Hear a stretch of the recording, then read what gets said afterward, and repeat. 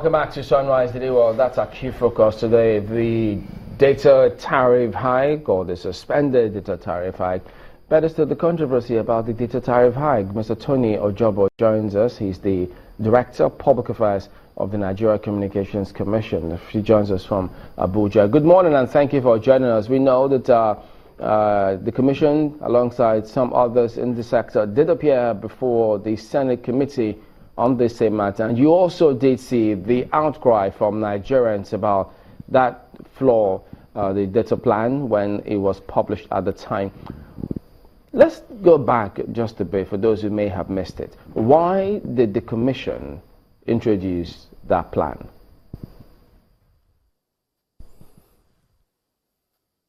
Thank you, Chamberlain, for having me, and then also for giving us the opportunity to clarify the issues.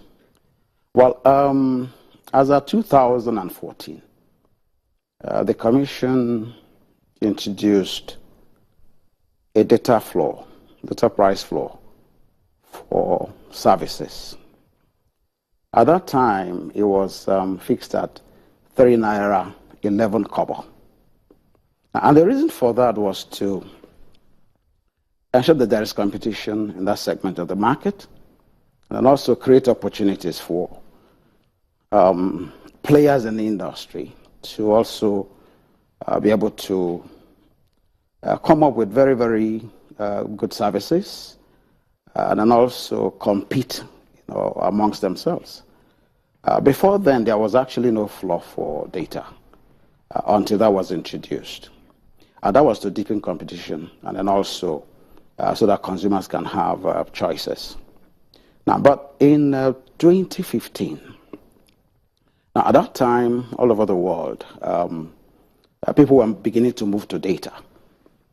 And a lot of businesses began to demand for data services. And of course, at that time, the broadband penetration here in Nigeria was at about 10%.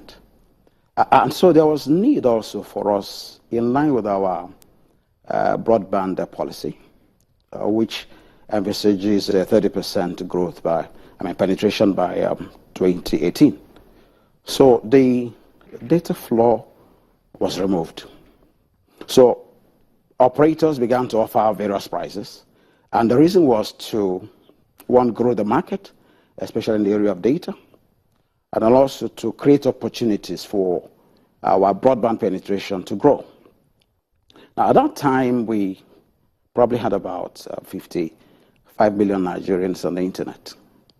Now, as of today, we have about 97 million Nigerians. So you can see the phenomenal growth because of that particular policy from 55 to about 97. So you're looking at about 42 million growth between 2015 and as we speak today. Now, at the time the floor price was removed, now there was a proviso. And the proviso was that this was going to be maintained except where the Commission finds out that there is a distortion in the market and that there are some anti-competitive behaviors. Then the Commission would reintroduce the data floor.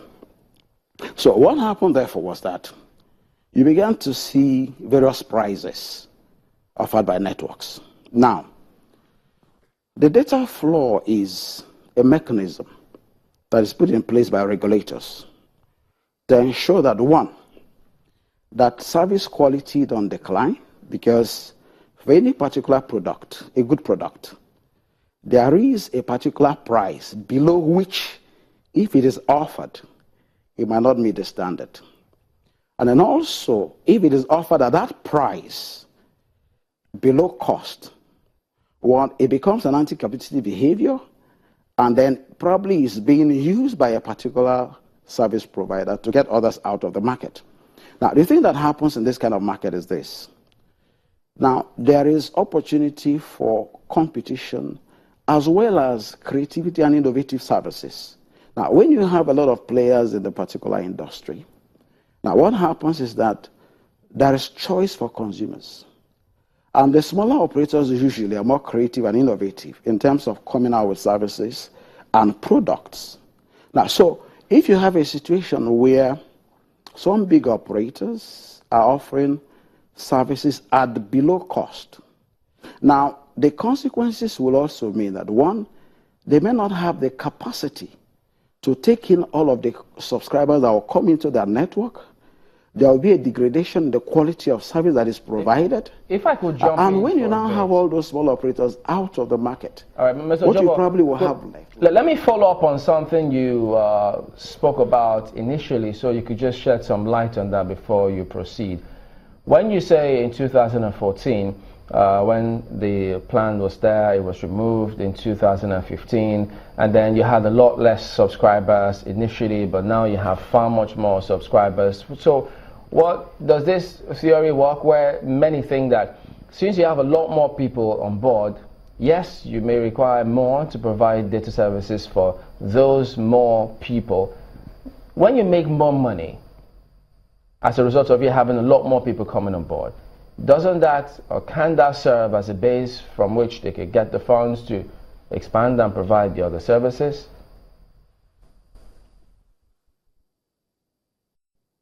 Well, unfortunately, that is not what has happened in the market. Now, what has happened is that the smaller operators, and I can mention them, the smaller operators remain operators like Smile, SpectraNet, Swift. Now, these are all service providers that are playing in the area of 4G services, and mostly they are providing data services. Now, these are the smaller operators. Now, and I also want to state that this particular data flow we introduced does not apply to the small operators. Now, what happened, for instance, in this case is that some big operators were providing services as low as 21 kobo per megabyte. Now, 21 kobo per megabyte, and then the other operators were providing maybe at about 70 kobo or thereabout. Mr. Ojobo, when were they providing the services? 21 kobo is below. Can you hear me? I'd just like to know, at what time were they providing services as low as 20 kobo per megabyte? As we speak today, there's a service provider that has 21 kobo per megabyte. Is it a big operator or a small one? Glow is providing services at 21 kobo. 21. Okay, because if you now, look so what we're saying is this, that the data flow is introduced to ensure that there is competition and that you don't have a situation where smaller service providers are driven out of the market because of predatory pricing. Now, what you have is predatory pricing right now in the market, and it is introducing some stress in the industry. Now, you will recall that some years ago we had the CDMAs operating. As we speak today, you don't have any CDMA operator in Nigeria today. Businesses failed, people lost their jobs.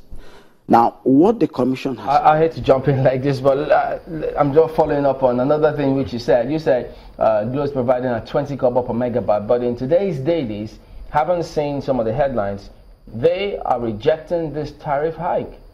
What's the correlation?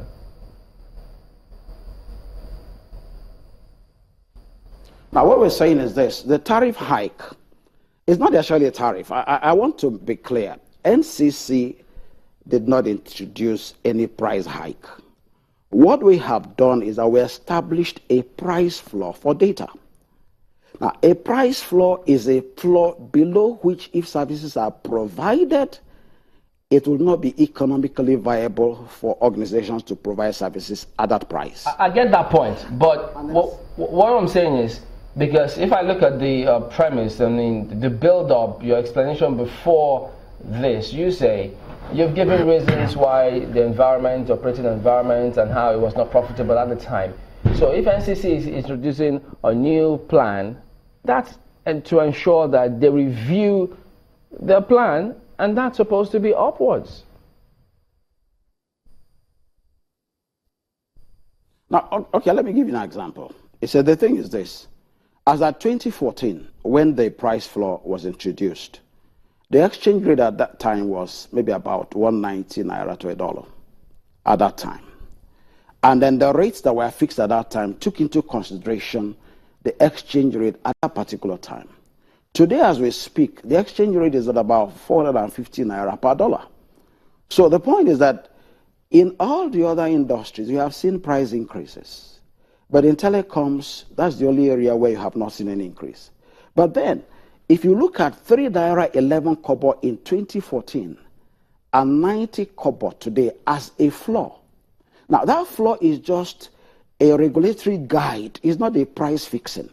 It's a guide because operators are still going to provide services like different kinds of bundles. And you know that the bundles that they provide have different prices. So the 90 kobo is just a guide for the operators. But they can now fix the prices or determine their prices depending on the kind of services, depending on the kind of bundles that they're offering to their customers. So the 90 kobo is just a regulatory guide, not a price fixing. Now, the reason why it was reintroduced, like I said to you, is because the Commission has observed that we have predatory pricing in the market.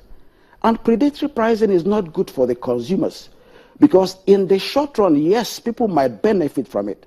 But in the long run, it creates monopolies or duopolies. And when you have monopolies, regardless of the quality of service they are providing to you, you are stuck to them.